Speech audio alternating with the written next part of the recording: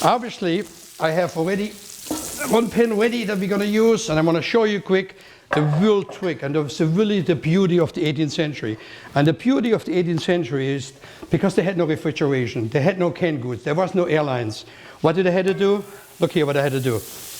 We are obviously using today, we have onion, we have rutabaga, we have carrot, we have celeriac,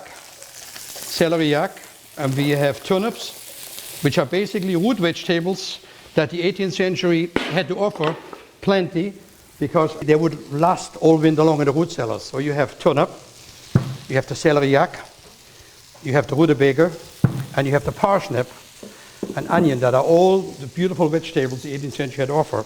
The turkey that I already pre-fried, I'll just stick it in, and then the trick comes, red wine, sherry, and you can put a little beer into it if you like, you don't have to. I prefer a little bit of the ale into the recipe. Little red wine.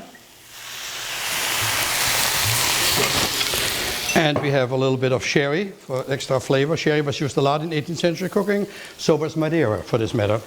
And now all I do is I put this down on the fire. I want to make sure that the fire is nice and even. I don't want to get it too hot, but I got to have enough heat there to be able to sear the vegetables. You see how the turkey itself, this is how you want to brown it. You want to get the turkey nice and brown. And all I'm going to do here, you see one thing that people never realize, look how quick. I just put it on the fire and already it's reducing down.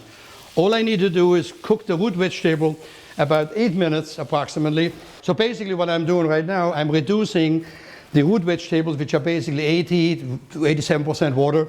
I add in my turkey, and then I top it off with a little sherry, a little red wine, and potentially some beer or just some chicken stock, whatever you feel like it. I already made a brown sauce called a demi-glace, but any brown sauce would work because there's so much flavor in there.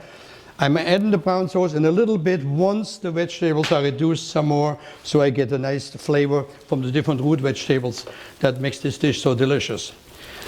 So I'm gonna let this simmer about half hour. A slow fire would work. Actually, you could do this in a crock pot.